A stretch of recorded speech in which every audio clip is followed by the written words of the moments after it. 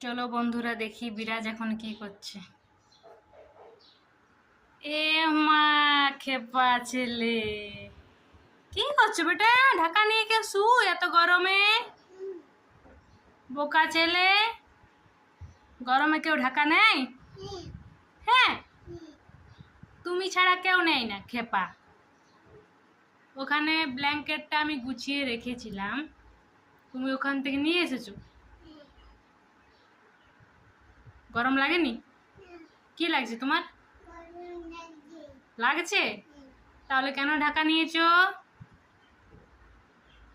ঢাকা খুলে দাও। বোকা ছেলে, খুলে দাও। ঢাকা নিয়েই থাকবে? কেন বেটা? তো গরম লাগলে তো ঢাকা নেয় না, ঠান্ডা লাগলে ঢাকা নেয়।